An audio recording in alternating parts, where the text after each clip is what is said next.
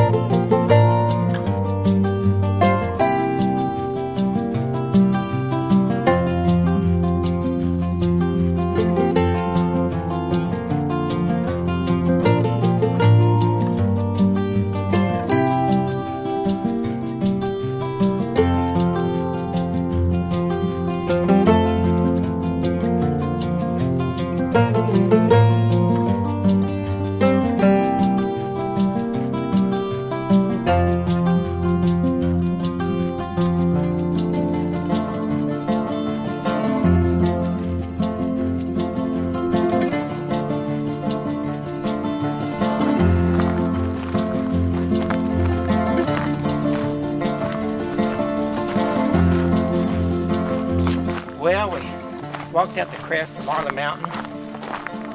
It drops off onto Forest Road 436. And this has been one of the worst days that I've ever had for spiderweb. It's just one right after the other. And they can be down low or they can be up high. It's no consistency whatsoever to them, except you know that they're there. One good thing about this road, it's a little too wide for most of them, but you can still see them occasionally on a road this wide. But we're relieved that we don't have to fight with them every step right now. On the other hand, the gnats are pretty ferocious too.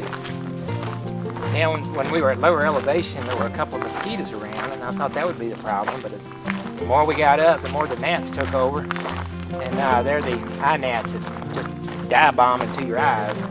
Dreamer's already removed a couple of them from my right eye. I'm sure it'll be nice and red in the morning, but we're persevering, and it looks like we'll be on this road for a couple of miles, so we'll hope to make up some of the time that we took for getting a late start and taking a slow ascent this morning. So life is good.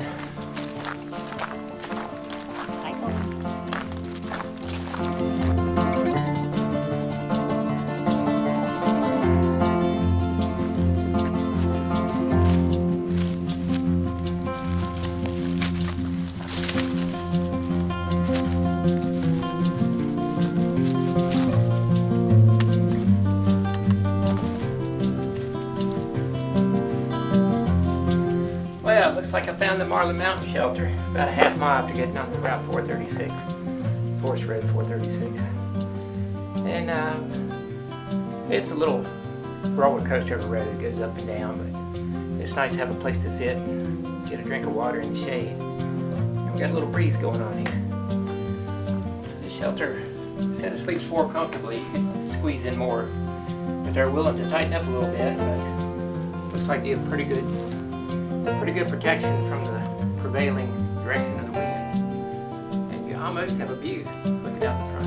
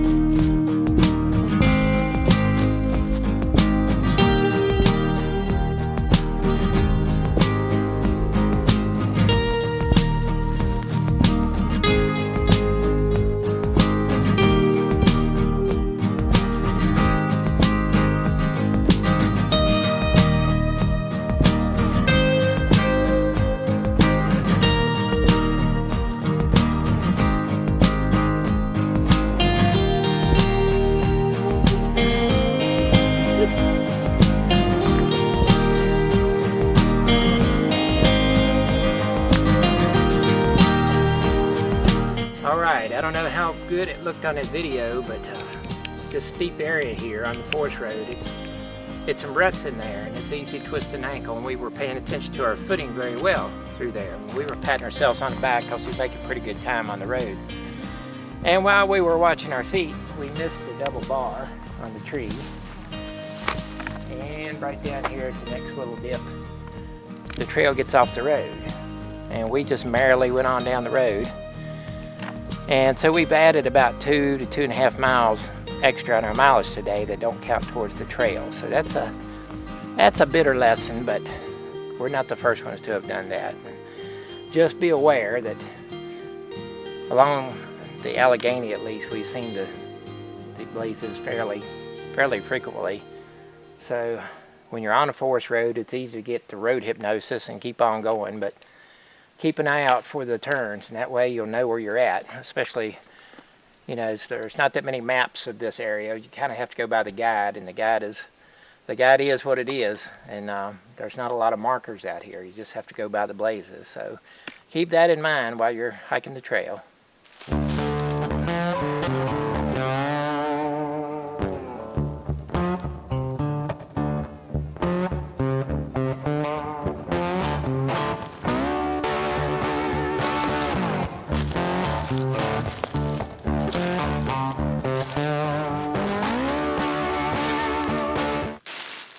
So, I twisted Dreamer's arm this time to come in front of the camera. We've got our hammock set up, and we're trusting a weather report again that it's not going to rain. We haven't heard any thunder rumble all day, so looks like it's going to be a starry night. And we got a little bit of opening in the canopy, so we might be able to count a few stars. We started off this morning with road walk, and we had about 900 feet of elevation gain to one of our higher points today. So once we got up to the top of the ridge, we did a lot better. It was a slow slog coming up from the road up to that point, up to the ridge crest. Got turned around a couple times. We ended up walking, I'm thinking we're between 7.5 and 8 miles today on the trail, but we had about 2.5 miles of extra where we got turned around, went off the wrong way. So we're ready to stop, and we're hoping tomorrow will be better. We've got to drop down. We got another short road walk, and then we'll have about 1.5 miles of a secondary road that we're going to be walking along all together, and then onto a forest road, and we're going to have about 700 foot of elevation gain, and hopefully that'll be the big elevation gain for tomorrow, because we've got between 13 and 14 miles to get to where we parked at. And I've done that before. Dream has not done that with a full pack, or not to my knowledge anyway, so that's what we've got to look forward to. And I was proud of Dreamer.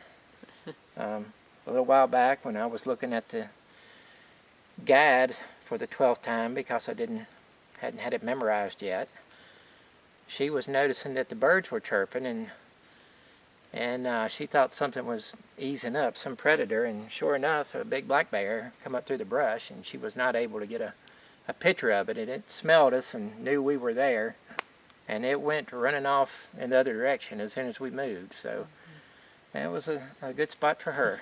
All right, Dreamer, tell them how you think the day went.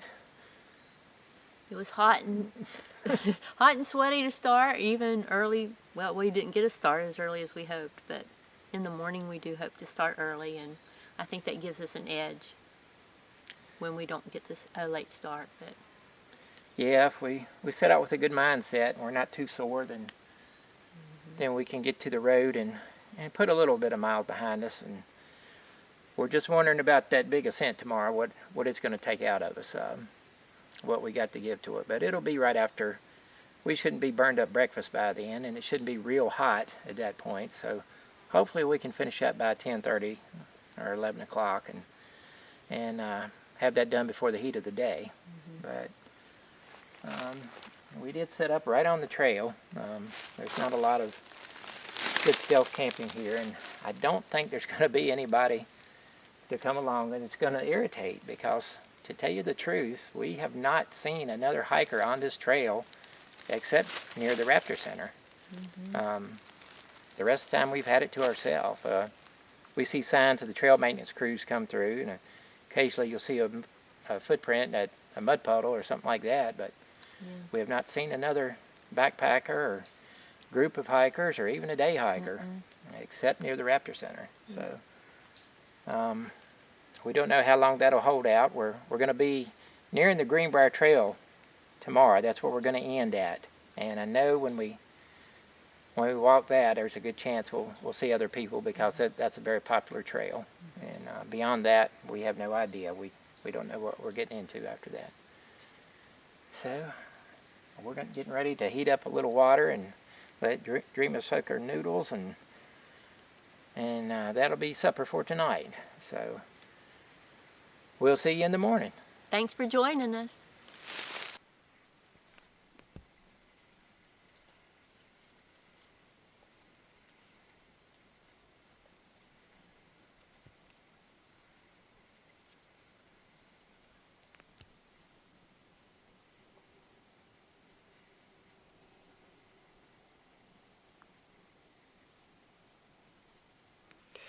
All right, we're trying to get an early start this morning. We thought we'd show you how we heat our water, which is basically the extent of our cooking while we're on the trail. Heating water for coffee or tea or for the instant oatmeal like we're doing this morning. And what we have here, this is a do-it-yourself alcohol stove. It's basically a cat food can, and it's a tomato sauce can cut off to about 3/4 of an inch. It's got some insulation in here that will not burn. I've got the insulation like goes around the door of a wood stove. And if you put that in there and you take some alcohol, there's different types of alcohol that people use, but we won't go into that now. Just trust me, this is alcohol. And it doesn't take a whole lot. That will probably do us. If not, we can always start her up later on. We put that in and let it soak. And the insulating material acts like a wick. And we let that saturate. Actually, I might put just a touch more around the edge.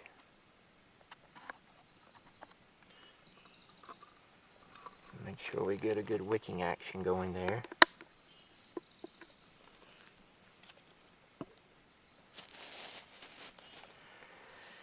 And then you light it. Now, what we have here, you may be familiar with the flint and steel like the mountain man used to use, and this is a modern variation of this. This is a rod of flint here. It comes as a little striker. You can buy these at several different outlets, usually department stores or sporting goods. You can find this. This happens to be a Coleman. The rest of this is magnesium.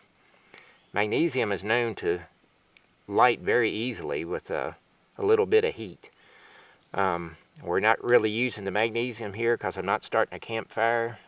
I'm just wanting the spark to go into this alcohol stove and catch the vapors on fire. So that's what we're doing here. So I'm gonna turn out my headlamp so you can see the spark a little better. Finally, there we go.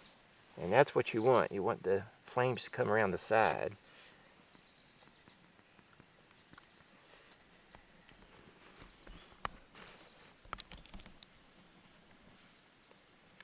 With a stove that small, it's a real balancing act to get your water on there without knocking it over. So I've got this rock here to stabilize things and also protects the stove from the leaves and anything that might be flammable. And carefully put the lid on just to hold the heat in. And again, this was a gift. One of my clients gave me this for Christmas last year, and I'm sure she didn't expect us to use it in this way, but thank you, Carol. We're going to consider you our first sponsor for our trips.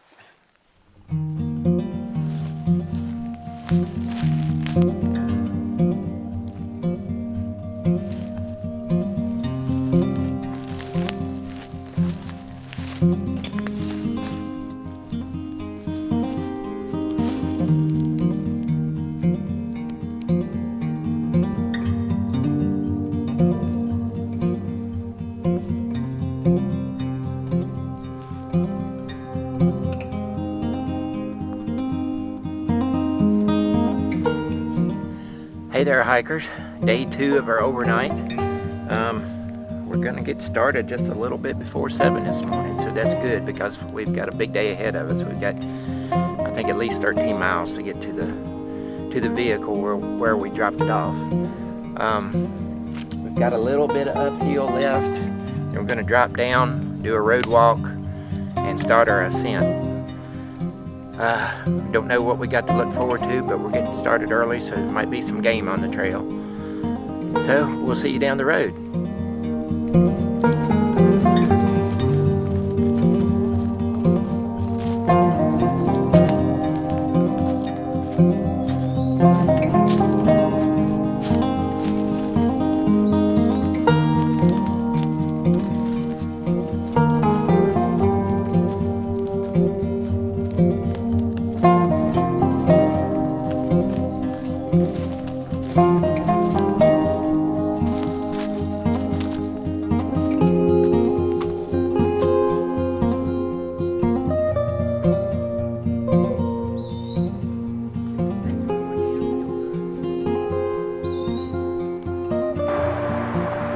Okay, so we exited the woods, come down a steep bank,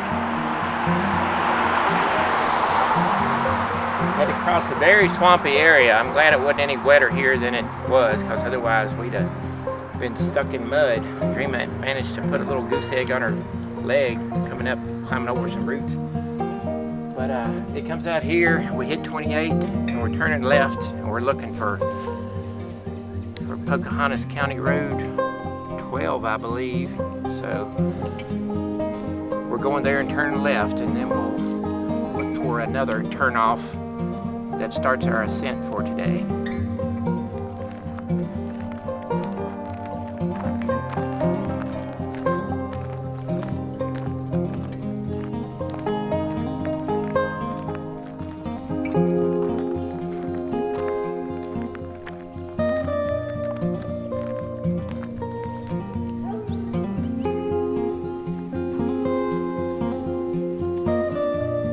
This is where we're turning off of 28. It's actually 11/2 as the county roads are designated here in Pocahontas County. So we're headed up this way, and it's not very far. We have to look for a field, and we're looking for a forest road from there. So we'll see you hopefully on top of the mountain.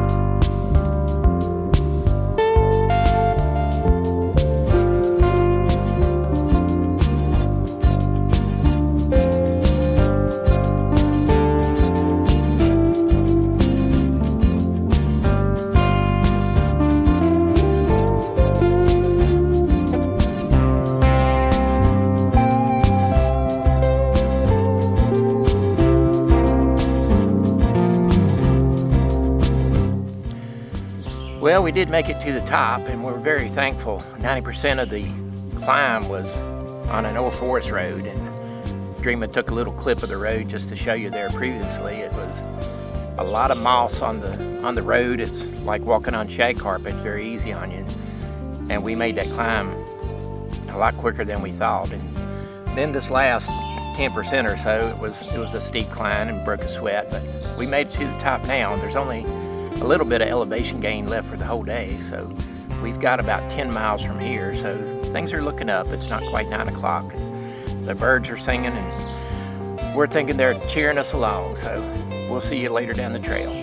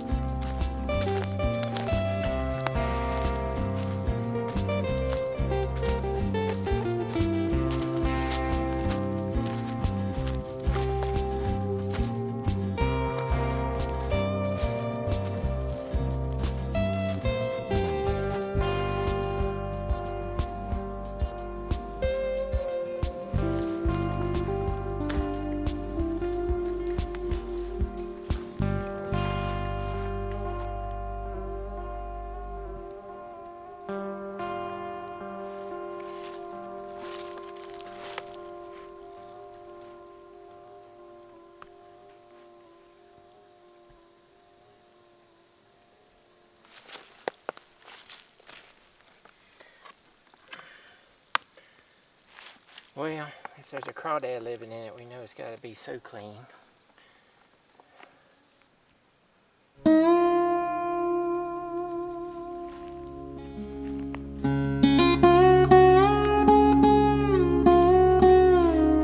Here's another water source we're going to pass.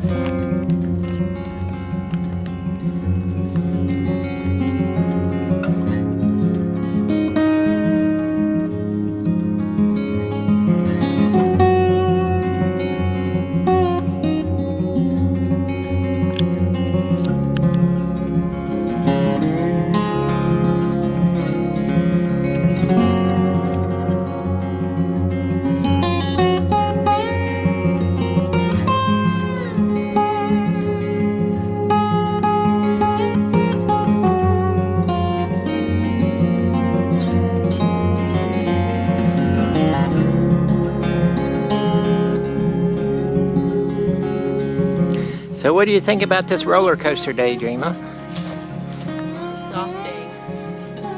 Up and down, up and down. Up and down. Not as bad as the Appalachian Trail, but when you look in the guidebook and you think that you just got 200 feet of elevation gain, and then you realize that you're going up and down to get that, it kind of takes away your momentum.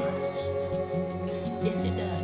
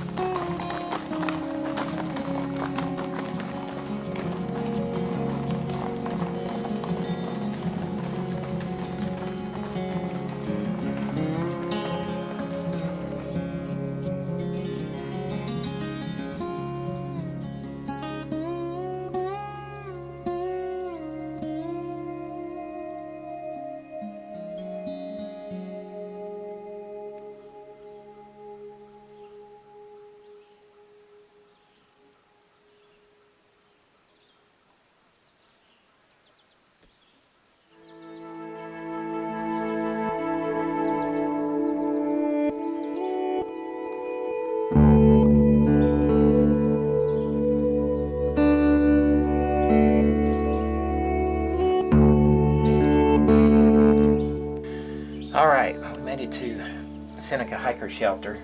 It's in the Seneca State Forest. And this is an old shelter from the CCC era back in the 1930s. It's been designated as a hiker shelter for the people hiking the Allegheny Trail. And it's along an area over this way where the pipeline came through for the gas pipeline. And there was some reroute that was done there in the past year or so. And we just finished a long road walk. Mostly, thankfully, was in the shade. We passed the fire tower. We passed some people on horses that were out on a different. There are several trails that converge right there, and they were out taking a horse loop through there. And we just kept trucking and got down here, and it looks like we've got a fairly steep drop off from this point down. We got another ascent on a roadway. So we thought we were done with the climbs today, but apparently not. So the Allegheny Trail's got some surprises for us. But we're closer to the vehicle and the end of the day, so we'll see you on down the trail.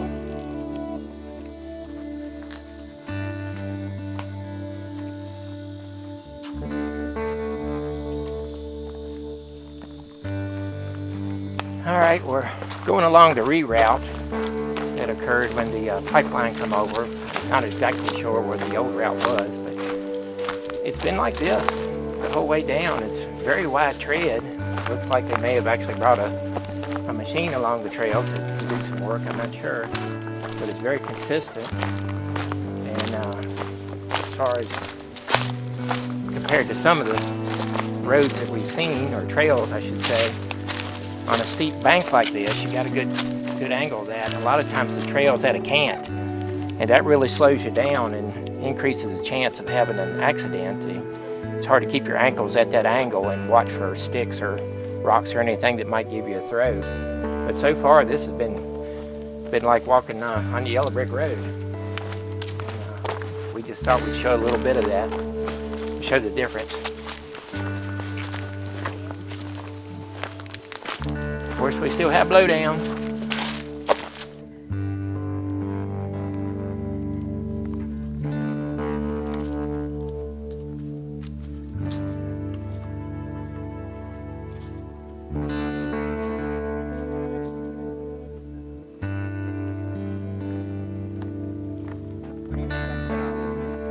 Going on to 12.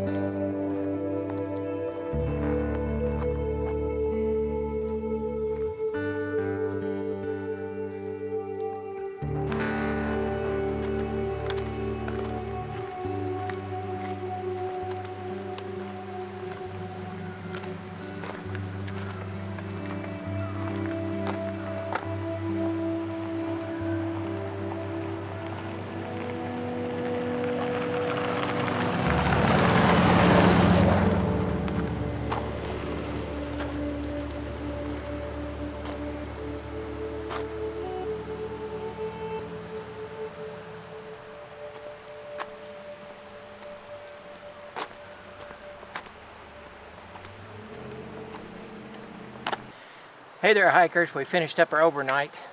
It's a big day, especially for Dreamer. It was her biggest day ever on the trail, especially carrying a pack. Further than I had planned to go because of the getting off of the trail yesterday and doing the extra miles. We did 13 and a half miles today, something along that line. And she just videoed the tail end of a road walk there where we was coming down the mountain. It was a long road walk, and a lot of it was out in the midday sun. A lot of elevation gain. We thought that after we gained this morning that we wouldn't have to worry about that anymore, but we had several climbs today, and hey, our horse friends coming back from their trip.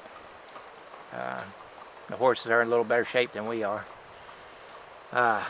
We came into a cold spring up there, which was a blessing. Had a good drink here, and the car is still here, so we're thankful for that.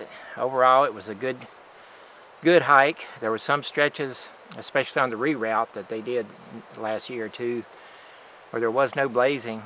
Had long stretches without blazing, and it was a little unnerving, but we strongly suggest you have the guidebook and follow that closely so that you're able to get where you need to go. So we'll see you out next time.